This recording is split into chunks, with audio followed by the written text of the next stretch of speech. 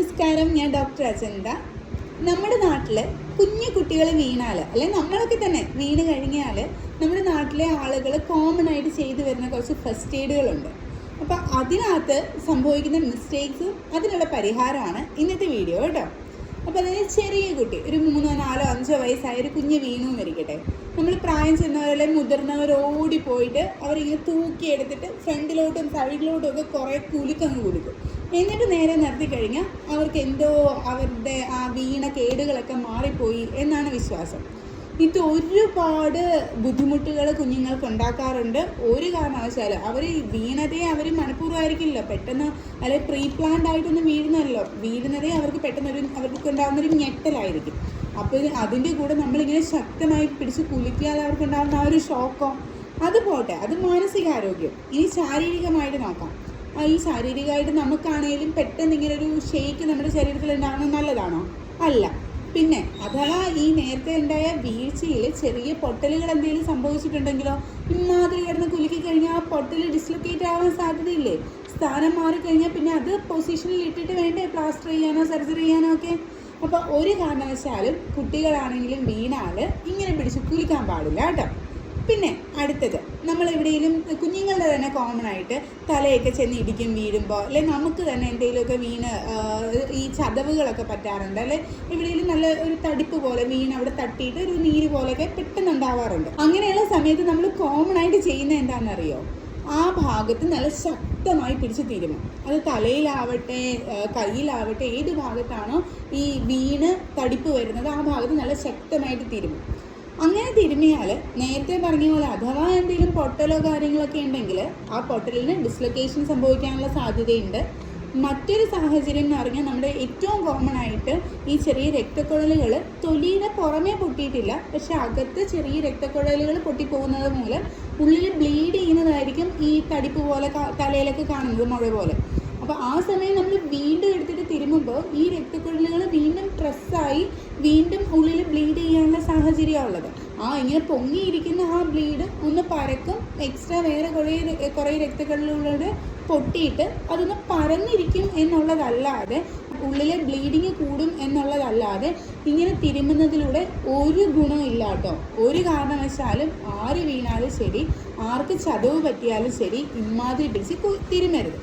പകരം എന്ത് ചെയ്യാമെന്നല്ലേ, നമ്മൾ ഈ ക്രിക്കറ്റ് ഫുട്ബോളൊക്കെ ടി വിയിൽ മാച്ച് കാണാറില്ലേ? ആ സമയത്ത് നമ്മുടെ ഈ സ്പോർട്സ് താരങ്ങൾക്കൊക്കെ പരിക്ക് പറ്റുമ്പോൾ വേഗം ഒരു ചതുരത്തിലുള്ളൊരു സാധനം എന്തോ കൊണ്ടുവന്നിട്ട് അവരുടെ ആ പരിക്ക് പറ്റിയ സ്ഥലത്ത് പ്രസ് ചെയ്യുന്നത് കണ്ടിട്ടില്ലേ?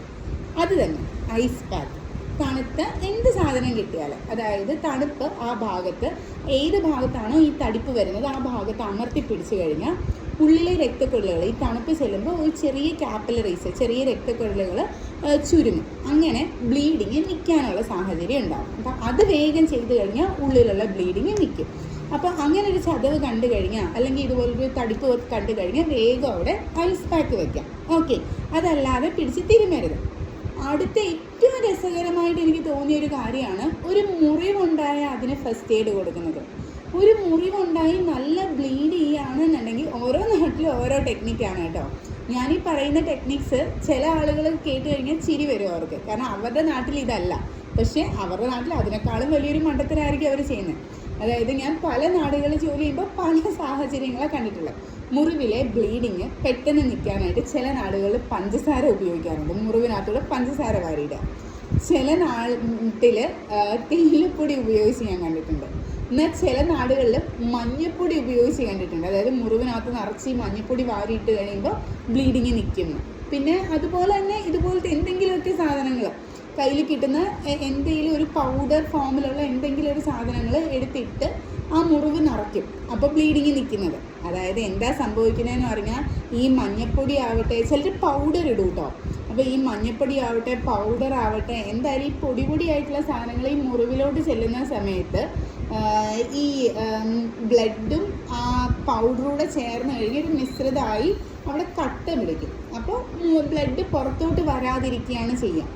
ശരിക്കും ഇങ്ങനെ ചെയ്യുന്നതിലൂടെ പിന്നീട് അത് സ്റ്റിച്ച് ചെയ്യേണ്ടയോ അല്ലെങ്കിൽ ക്ലീൻ ചെയ്യേണ്ടയൊക്കെ സാഹചര്യത്തിൽ പൗഡർ അല്ലെങ്കിൽ ഈവൻ മഞ്ഞപ്പൊടിയൊക്കെ ആൻറ്റി ബാക്ടീരിയൽ എനർജി ഉണ്ട് അല്ലെ എഫക്റ്റ് ഉണ്ട് എന്നൊക്കെ പറഞ്ഞ് ഇമാതിരി എടുത്ത് മുറിവിൽ തട്ടാനൊന്നും പാടില്ല. ഇത് സ്കിന്നിനൊരു ഇറിറ്റൻ്റ് ആണ്. നമുക്ക് സ്കിന്നിൽ ഗുണത്തേക്കാൾ കൂടുതൽ ദോഷം ചെയ്യും ഇങ്ങനെ മുറിവിലൊക്കെ ഇടുമ്പോൾ. പിന്നെ ഇത് ഹോസ്പിറ്റലിൽ ചെല്ലുമ്പോൾ ഇത് ക്ലീൻ ചെയ്യാൻ എത്ര ബുദ്ധിമുട്ടാണെന്നറിയോ?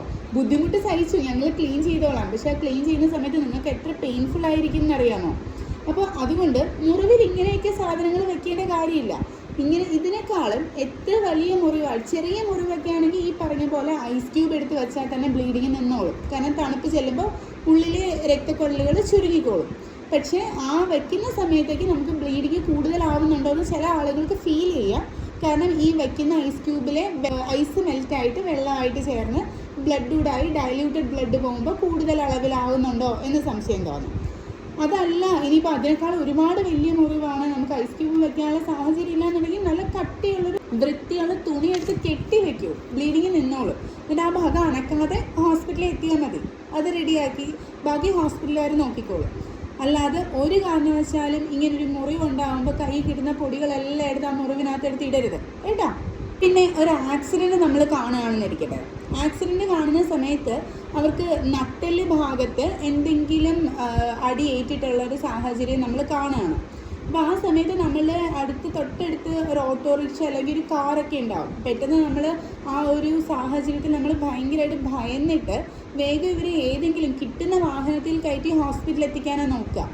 അപ്പോൾ ശരിക്കും ഈ നട്ടെല്ല് റിലേറ്റഡ് ആയിട്ടുള്ള പ്രശ്നങ്ങൾ ഉണ്ടാകുന്ന സമയത്ത്, നട്ടെല്ലിൽ ഇഞ്ചുറി സംഭവിക്കുന്ന സമയത്ത് നമ്മളവരെ വളച്ച് തിരിച്ചൊക്കെ എടുത്തു കഴിഞ്ഞാൽ, അതായത് ഇങ്ങനെ എടുക്കുമ്പോൾ നമ്മുടെ നട്ടെല്ലിങ്ങനെ വളഞ്ഞൊക്കെ ഇരുന്നാൽ അവരെ ഇരുത്തി ആശുപത്രിയിൽ എത്തിച്ചു കഴിഞ്ഞാൽ ഈ പൊട്ടിയിരിക്കുന്ന ഭാഗം നമ്മുടെ ഞരമ്പുകൾ ഈ നട്ടെല്ലിൻ്റെ തൊട്ട് പുറകിൽ കൂടെ പോകുന്നുണ്ട്, ഉള്ളിൽ കൂടെ പോകുന്നുണ്ട്. അപ്പോൾ ആ ഞരമ്പുകളെ കംപ്രസ്ഡ് ആയി കഴിഞ്ഞാൽ ആ ഞരമ്പുകളിലേക്കുള്ള രക്തോട്ടം നിലയ്ക്കുകയോ അല്ലെങ്കിൽ ഞരമ്പുകൾക്ക് ക്ഷതമേൽക്കുകയോ ചെയ്താൽ സ്ഥിരമായിട്ട് ആ രോഗി തളർന്നു പോകാനുള്ള സാഹചര്യമുണ്ട്. അപ്പോൾ അതുകൊണ്ട് മാക്സിമം ഇങ്ങനെ ആക്സിഡൻറ്റ്സ് ഒക്കെ കാണുന്ന സമയത്ത് നട്ടെല്ല് ഭാഗത്ത് എന്തെങ്കിലും പൊട്ടൽ അല്ലെങ്കിൽ നട്ടെല്ലിൽ പരിക്ക് തോന്നിക്കഴിഞ്ഞാൽ മാക്സിമം ആ പേഷ്യൻറ്റിനെ കിടത്തി തന്നെ, അതായത് സ്ട്രെയിറ്റ് ആയിട്ടുള്ള എന്തെങ്കിലും ഒരു ഇതിൽ കിടത്തി സ്റ്റേബിളാക്കി തന്നെ ഹോസ്പിറ്റലിലേക്ക് ഷിഫ്റ്റ് ചെയ്യാൻ ശ്രദ്ധിക്കണം കേട്ടോ.